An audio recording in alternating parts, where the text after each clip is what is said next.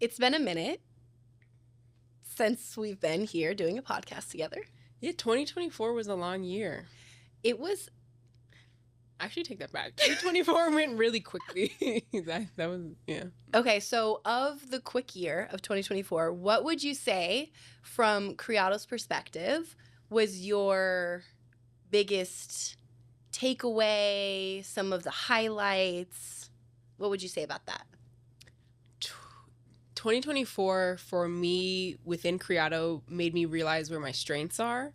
I think every year up until last year, you and I were doing everything together, and it was a lot of like small business stuff, you know? So it's just like, we're the marketer, the designer, the engineer, the everything. And I think finally in 2024, we had the opportunity to like exist in roles a little bit more. And it made me realize where my strengths are, where my areas of improvement are, and like what I actually look forward to. And I think this past year got me excited about Criado as like an enterprise. And then also just the idea that enterprises and organizations like Criado can exist in a way that's sustainable. Because I think up until this point, for me and from my purview, when you think about a nonprofit or you think about a social good organization, you think about donations, you think about the Red Cross, you think about something a little bit more traditional. We are defying a lot of odds in terms of how we operate. And it's exciting for me as a business person trying to figure out like, okay, how can we combine two realities? How can we be for the people, provide necessary spaces and experiences, and then also be able to like exist in a marketplace and be competitive and do all of those things. So I think in 2023, when we took a year off in 2023, basically to like figure out all the back end. It was a fake year off. I know. Because we were still working. We were working. We were still working. Yeah. But we weren't having public events. Yeah. And that year was so essential for 2024. And in 2024, I think was like our first year of doing things correctly. I love that. I think it may be beneficial to go into a little bit, because hearing you speak, I know how I would say it from my mindset of 2024, but it's because we have kind of defined our roles and who we are for the organization. So I think what would be beneficial for our community is to know a little bit more about you, Kylinn. And what are your skills? Like, what is it that you are for Criado now? Yes. So I'm the executive director at Criado. And what that basically means is that I help keep the lights on. Period. Our community also helps keep the lights on. So we love when you come to our activations and just engage with the resources that we're providing. But what I do on the day-to-day is talk to and convince people that it's important and necessary to have spaces and experiences like this, and how we can get creative to expand how we think about community organizations. I have a passion for public interest and public interest technology specifically, so I love the work that Criado's doing and bridging that gap between health education, healthier families and communities, and then also how technology can be added onto the work that we're doing to amplify its impact. Nice. Yeah. And then this year, because we had a little bit more opportunity to exist in different roles, I spent a lot of time doing that. I spent a lot of time talking to people. It's been great. It's been challenging, but it's been fun. Nice. Have you talked about what you do? No. Please. I haven't yet. So I think it's really important to talk about how different we are. Like, that's also something that came to a head at the start of 2024. And then we were like, hey, we need to figure this out together. Like, where our strengths are and where they aren't. And shout out to Strength Finders, because we did that activity and it really helped us figure out why we bashed heads sometimes on certain things and why certain things came natural to either one of us. So one of my top strengths is empathy. So what I love doing is connecting with people and making people feel good and creating experiences that I can tell are having a lasting effect on people. So like, that's what I love to do and what brings me so much joy. And as Criado's program director / chief people officer / vibe holder, that's what I have been doing is making sure that our events are one that people can't forget and won't forget and leave feeling supported and happy and good. So, yeah, that's what I've been doing. I think this year made me realize in business, in social entrepreneurship, in whatever, there's a balance that you have to strike between like business driven outcomes and vibes for vibe's sake. And it's interesting to kind of like quantify that, especially in an organization where it's not a traditional like exchange of commerce. Like I'm not selling you a product at Criado, but it's like we are providing an experience that has value. Yeah. I have something to say on that. Yeah, go ahead. So I think the direction that we're starting to move and how to quantify it is to, yes, create these awesome experiences and have people like feel good and mentally feel good. But when we're able to track it to their health statistics, that's where I think we can prove it, to your point, on like the businessy side of like, yeah, we're having these cool events. We're having this programming that's making people feel good. And we have the testimonials. But also, statistically, we are helping their health. We are creating a healthier community. So I think that in 2025 is part of what I'm excited for, to figure out how to engage with smart tech to prove we're impacting the health of our community. I wanted to talk, because we were talking about our strengths and how we re-identified what we're good at, like in context with each other. Mm-hmm. And I think 2024 also was our hardest year working together. And I think as people who might be entrepreneurial or co-founders who are working together, there's a relationship dynamic that is so unexpected that having gone through that this year made me so much more grateful for where we ended up and like where we're going next year, because it could have well gone to the garbage. Criado could have ended. It could have.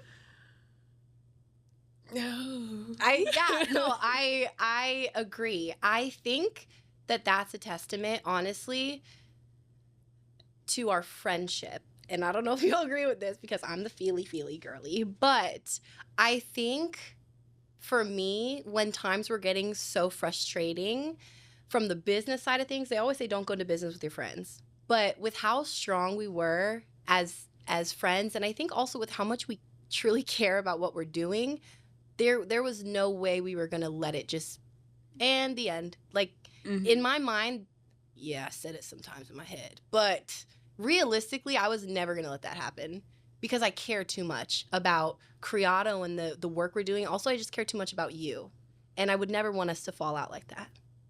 Yeah.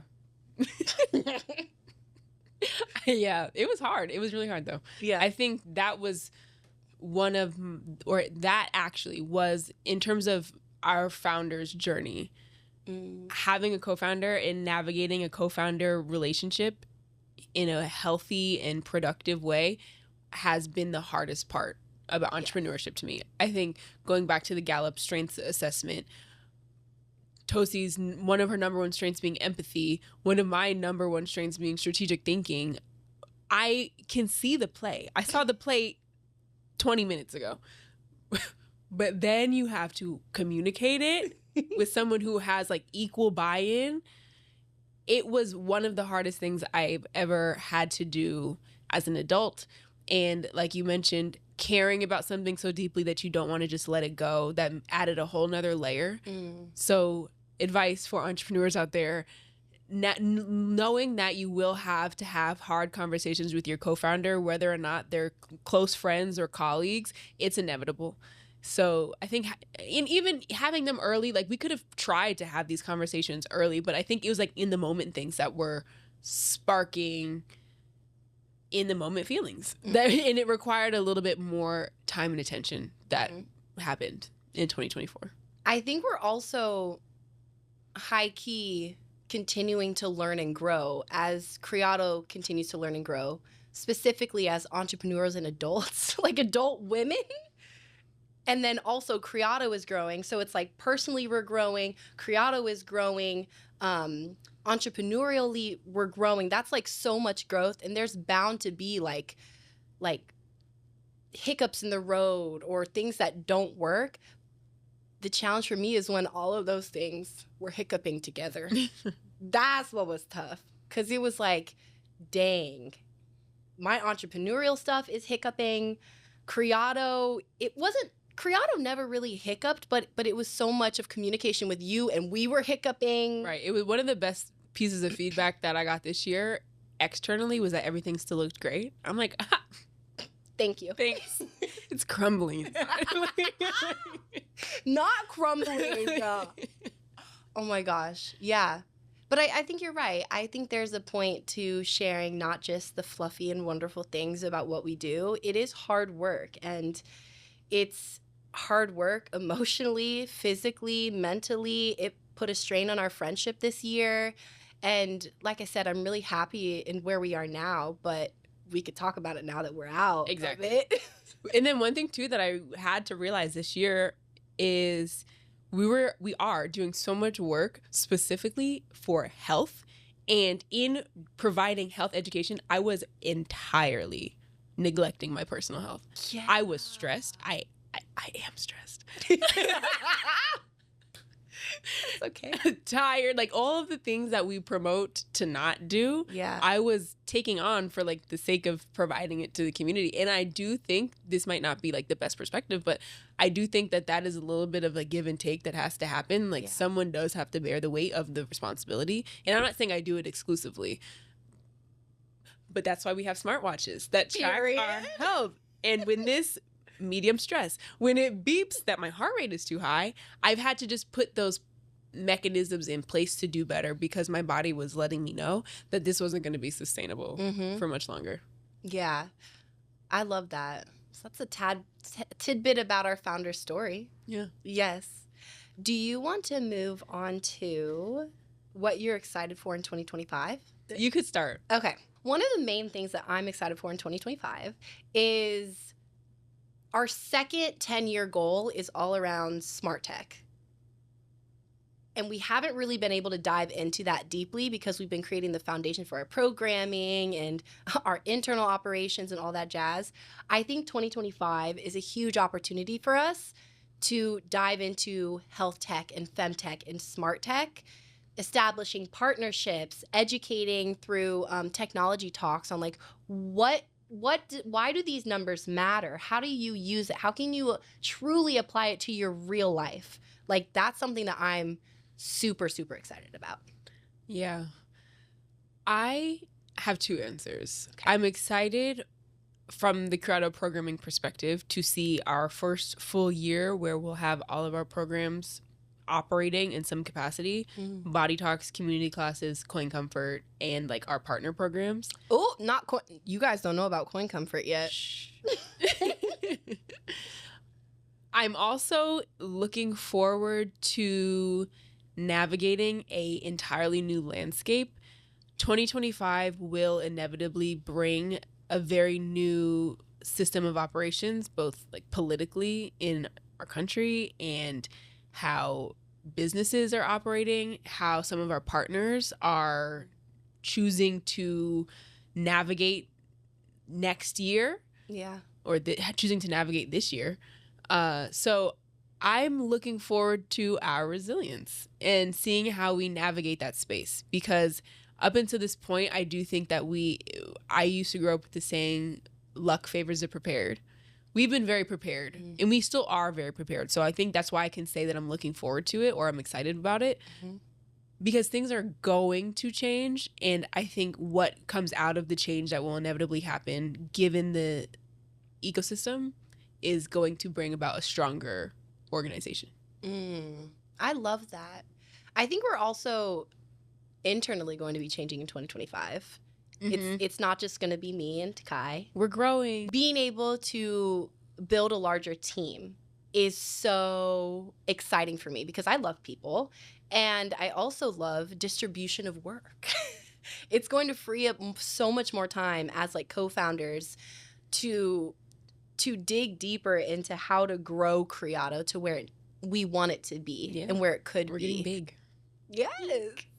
Kai, can you talk about some of the challenges in 2024 that we've had to face in terms of our events and how we may be combating that in 2025? Our main mission at Criado is to ultimately empower healthier communities. We want to provide health education for women, for families, and in that, it requires a gentle balance of understanding who our programs are for and when we can combine and collaborate with additional resources. So that being said, this year in 2024, we spent some time thinking about which programs would be specifically for women, which programs would be more co-ed, and which programs are open to the whomever. And with that, ultimately, we are welcoming and inclusive of everyone. And in 2025, we are launching our new coding system that will provide a symbol on each of our flyers that will dictate who each event is for. If we're talking about something a little bit more personal and intimate, that event might be exclusive for women. But our events like Paternal Perspectives during Black Maternal Health Week, those are open to families. We want partners, we want men to be a part of the conversation because we recognize that improving community health outcomes is not a single gendered approach. Boom. That was so well said. I have nothing to add. I have fallen in love with the stat, unfortunately, that 9 out of 10 Americans report that they do not feel adequately literate in their health education, meaning they do not know what they should be talking to their doctors about. They definitely do not know how to navigate their health insurance. And this is providing and creating a space where we have a large population of underinformed Americans on how they can take control of their own health.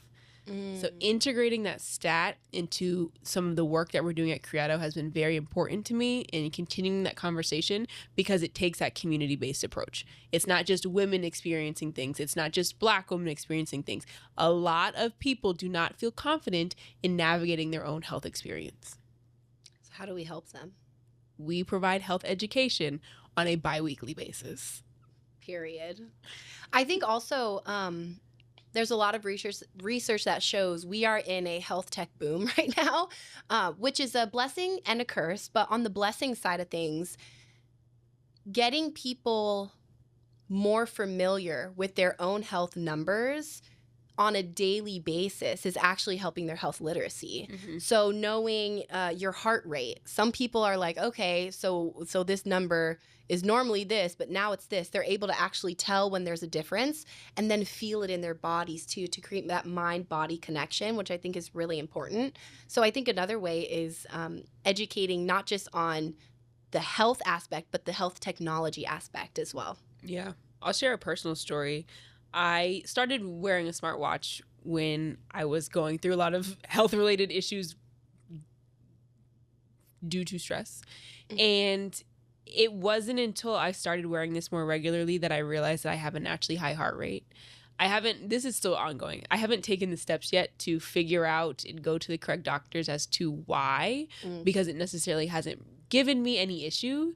And now that I know that, it's making me think back to past experiences about like, was I winded in these particular instances? So thankfully it hasn't caused any issue up until this point, but it's good to know that this is something that happens to me, or this is something that I'm experiencing, because I've shared the story before. There was a moment where I was in urgent care for something happened to my ear, and that caused my heart rate to shoot through the roof to the point that they wanted to put me on high blood pressure medication.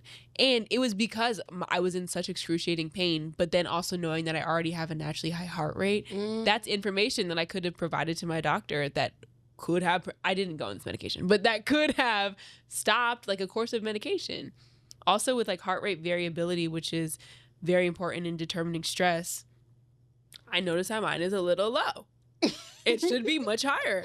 And I've been doing what the watch is telling me to do in terms of practices that I can integrate to help raise that number. And it's actually worked. So at first I was really skeptical, honestly. Not skeptical in you were. Because I wasn't skeptical in the validity of the data, but as someone who presents as normal, like I had nothing outwardly wrong with me. I wasn't experiencing some of the same things that you were. So I didn't think that there was a need to track my health data. Like I said, with my heart rate, my high heart rate wasn't giving me any issue. So it's like I didn't know that I needed to pay attention to it. And I only started paying attention to it because my body started hurting. And it was once I got to that point that I was like, okay, maybe this watch will tell me something. And it did. Mm-hmm. So I think that there's a lot of people like me, though, that have normal numbers across the charts, like especially with like menstrual cycles. People who track their periods and they're regular to a T, like me, part of that club. I find no need to get any additional resource until something is wrong. Mm-hmm. So maybe that's something that we can talk about like through Criado, but like there was definitely a learning curve that I had to go through because there was nothing that I was trying for or trying to fix until there was. And I was like, oh, my heart rate's 120. Yeah. I think to your point too, your words literally speak to the difference of proactive versus reactive. And in Criado, we're trying to push proactive. But it's an interesting fact that even in trying to push that, our own founder did not have a proactive mindset, not negative or anything, but it's just a fact. And I think you're right. I was reactive. My hair was falling out, alopecia. My cycles are not regular. And that's what prompted me to figure out more about myself. Could you imagine a world where the barrier to accessing health tech, right? So the cost is gone. You get one for free. Can you imagine a world where that can actually help people be way more proactive? Yeah. And that proactivity coupled with the knowledge of how to use it correctly. Yeah. Because the numbers are numbers on a screen, but it's how do those numbers on the screen affect what you're putting into your body? What do those numbers on the screen affect how you're communicating with your doctor, how you're navigating your day-to-day life?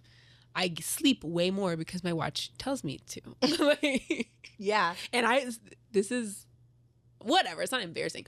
But like when my watch tells me to go to bed, I'll try to, I think about what the numbers will be before I do certain things now. Not in a way that's like, so it's helping me change my behavior, honestly, in a positive way, especially with sleep, because I think that's an easy one. Mm-hmm. Sleep and steps. I love to hit my step goal. I know a lot of people do, like especially with Apple Watches too, that was a thing.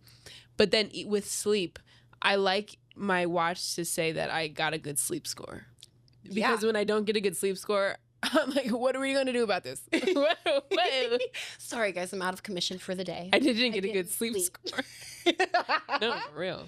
No, I love that. And I do feel like your story is it's unique to you, but not unique. Like, I think that so many people wait for a trigger, something to be wrong in their body, go on self-exploration. That may include a smartwatch, that may include TikToking, Googling, doctors, spending all this money.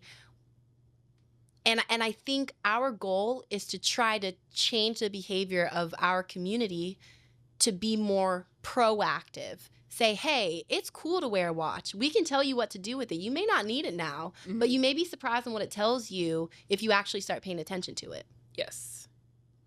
What is your opinion? I love Reddit.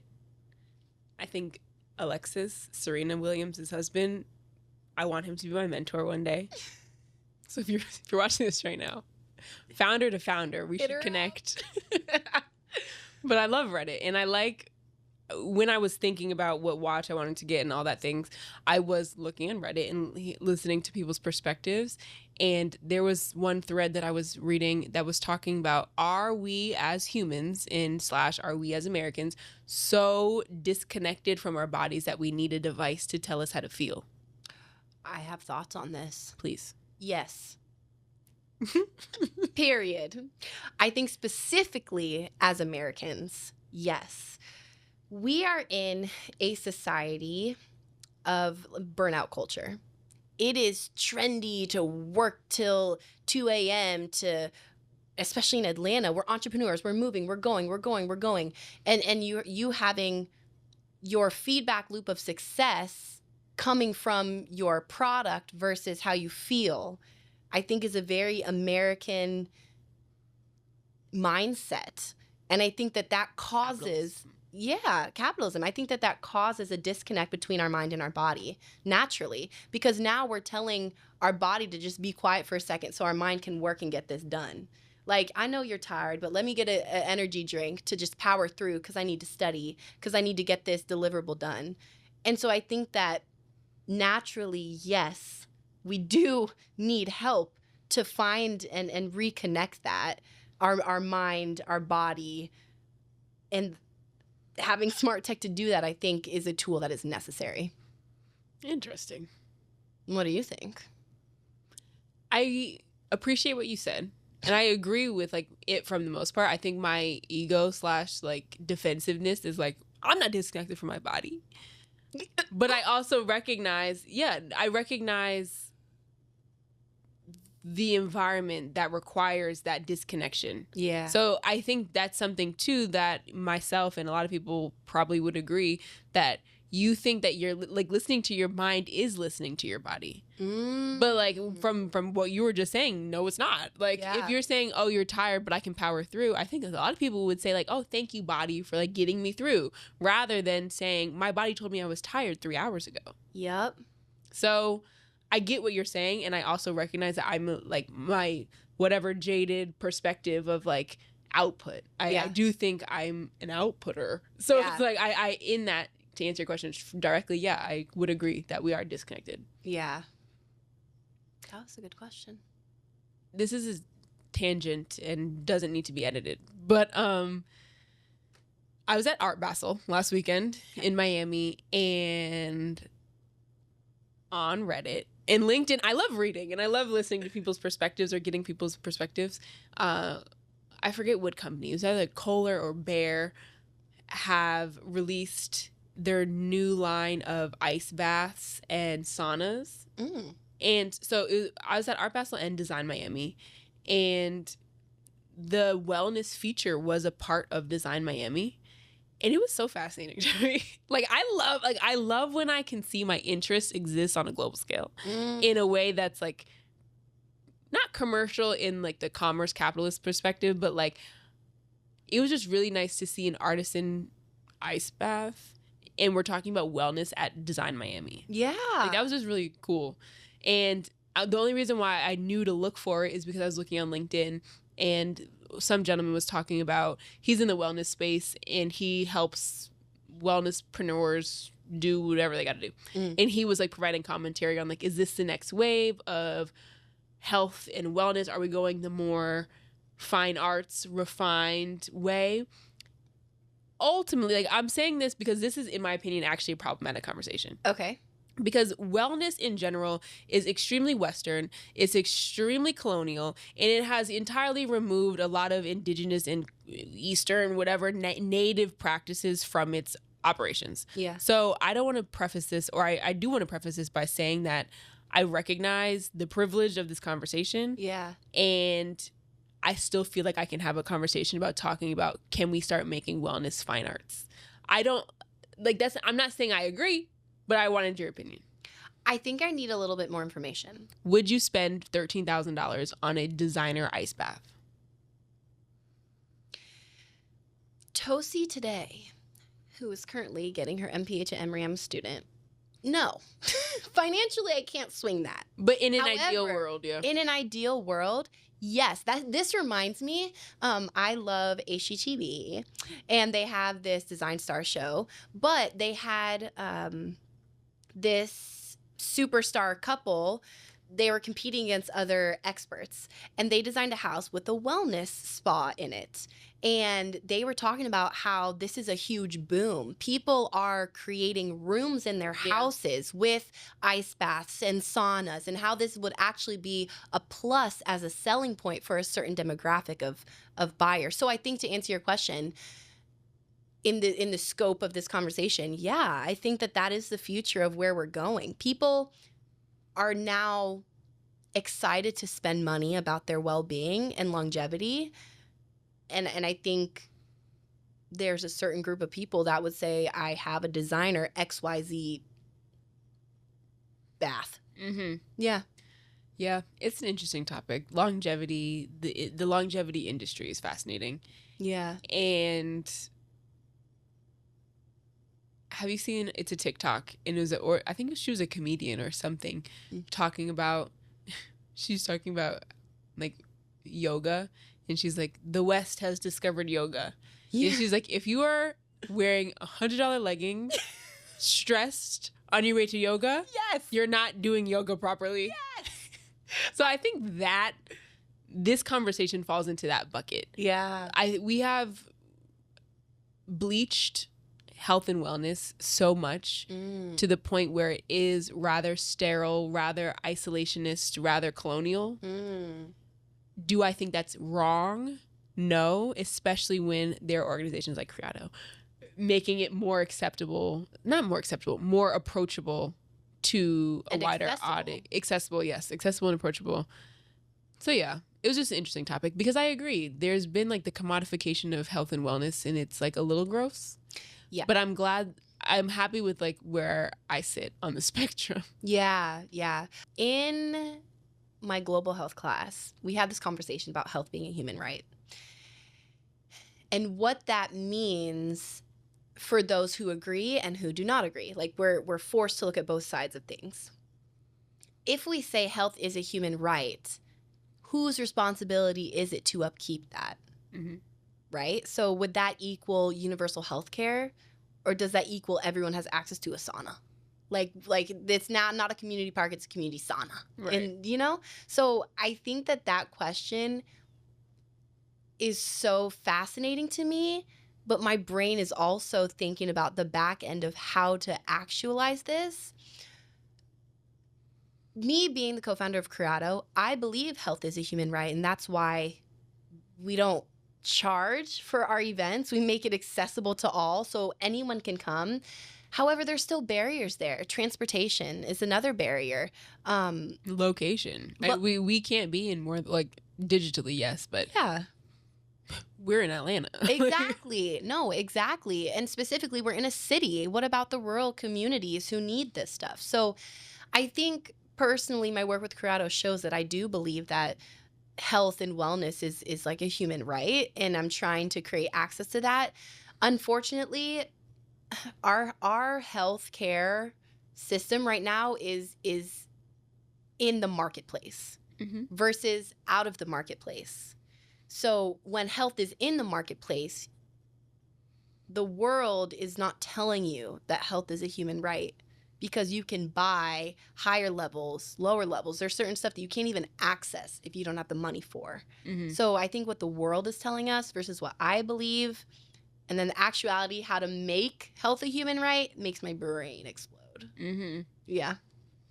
I came across an interesting line of thought recently, and I'm forgetting the actual term, but it was like private provided care, and it was doctors electing to no longer accept insurance and operate on like a monthly subscription model, more or less, or you pay for the service explicitly.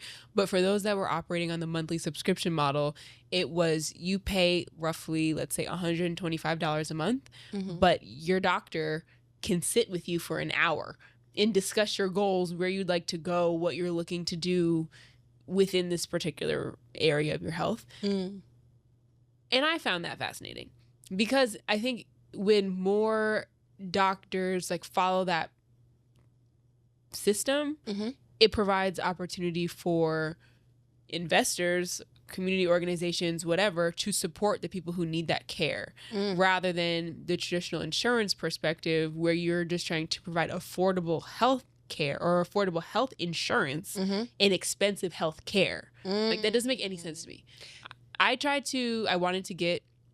on my husband's health insurance. Oh, she's married now. And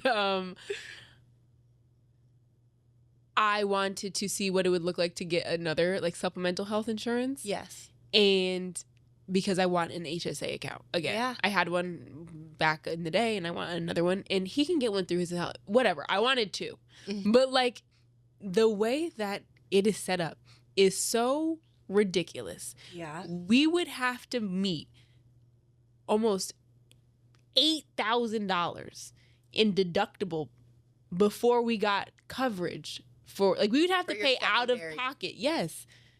Make it make sense. That doesn't make any sense. So We're already paying. Like, another example. Yeah. This wasn't even, like, I also think because of the work that we do at Criado, friends and family reach out to me as if I'm a doctor sometimes. Or just like a community health knowledge you can sharer. help my health. Yeah. Yeah. So someone reached out asking me about how she should navigate like some health insurance thing. She needed to get a test for something because she needed a doctor's note. But the doctor's office wouldn't disclose how much the service was going to be until after they ran her insurance for it. And they wouldn't tell her how much it was going to cost if she was going to like have the appointment without insurance. Because if you have insurance, you have to use your insurance rather than asking to pay the out-of-pocket cost. But I think like in terms of being literate in your health education, like knowing that even at your standard high deductible plan, you have access to one wellness exam, like one physical, eye doctor, dental, like you have your annuals at the very least. I think that's very important to know, especially when you start talking about the financial side of all of this. Yeah. Because I think people think they're going about things in like the right way. And like, I wish it was easier, but we live in a really weird place. And it's not easy at all. No, it's hard and it's backwards. Yeah. Intentionally. I have a story with Why am I scared? I'm like, given the, I don't want to say it out loud. you can say it out loud because it's real. The whole like United Healthcare stuff that's going on.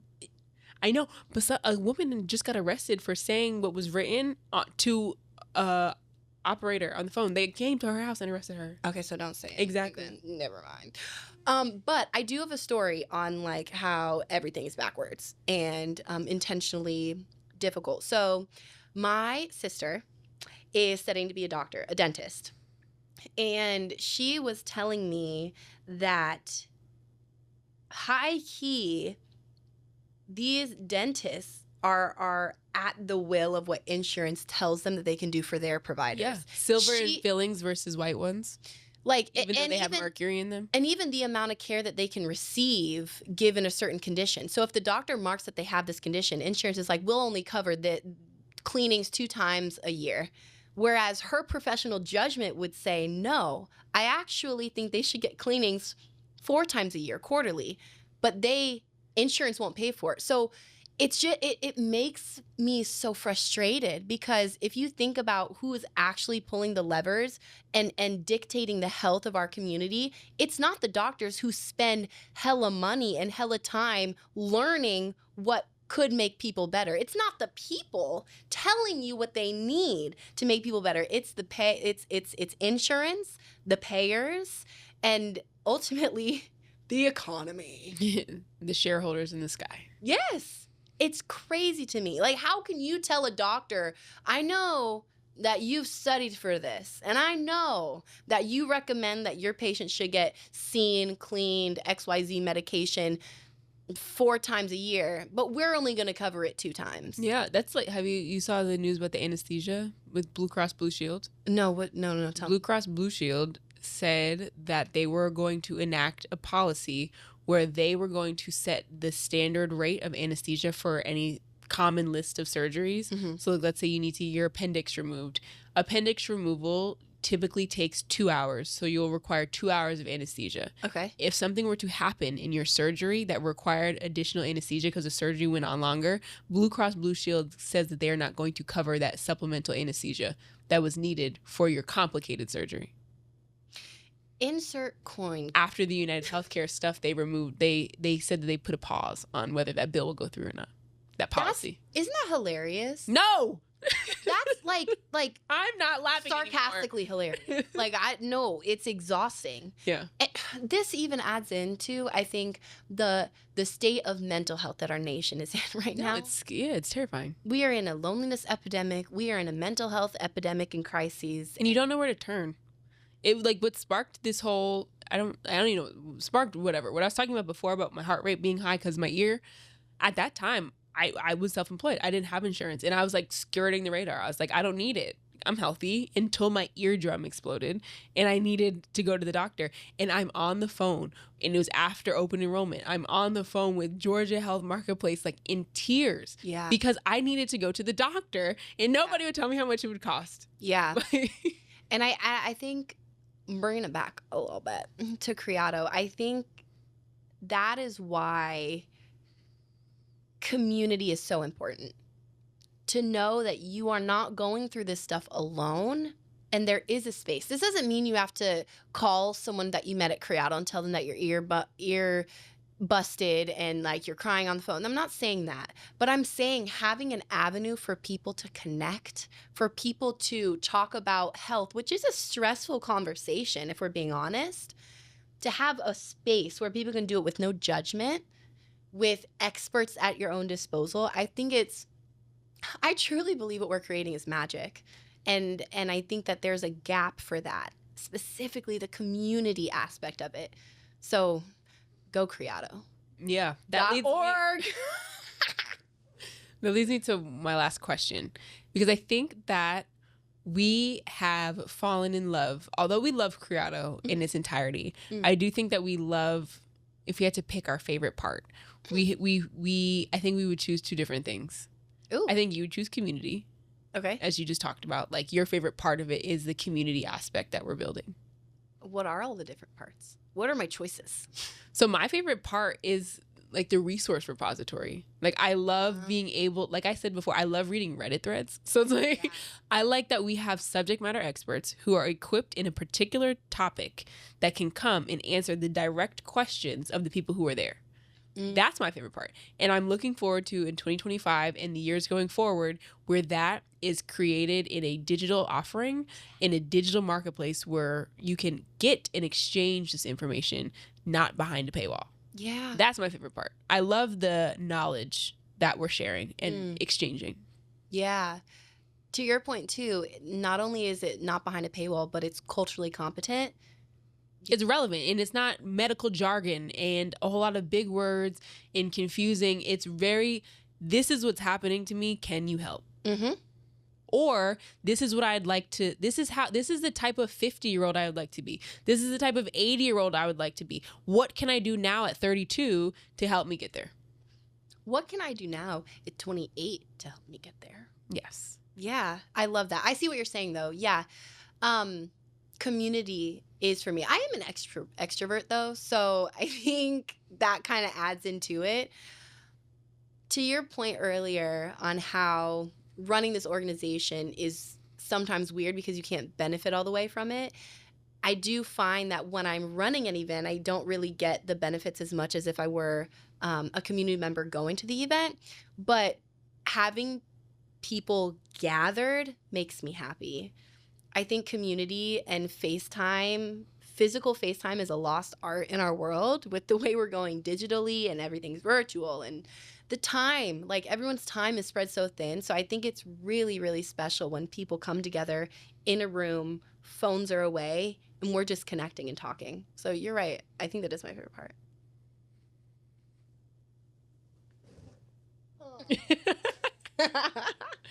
Yay. So we've got great things in store for 2025. 2024 was amazing. We've impacted like 9,500 people were educated through the work that we did. 200 people gathered in person. Our biggest event was about 40 people. We raised $80,000, which was so great. And a lot of that went back to the community, as it should for a nonprofit. Almost all of it went back to the community. But yeah, 2024 was awesome. I'm really hopeful. Actually, I'm going to ask you, what 2 words would you have looking forward into 2025 for Criado? Like in terms of how you're feeling? Resilience. Impact. Like a tangible impact. I love when people tell me how something about Criado changed their behavior, their day, their evening. Yeah. So keep telling me. Yeah. I think mine would be I'm looking forward to innovation in That's a good 2025. And like a deep breath. Because I think, to your point, 2023 and 2020, we've been ramping up. And we're finally having set programs in place. And our funding is a little more secure. Like, I think a deep breath in 2025 and a refresh for like our vibe and our look from when we organize, like, who Criado was when we started this is so different than who Criado is now. And I love who we are now. And I'm so excited for who we're going to be in 2025. The end. And you can find us online at gocriado.org. And on Instagram? At gocriado. Yay. That was good. I want to come here every weekend. Okay, put it in the budget. Oh, man.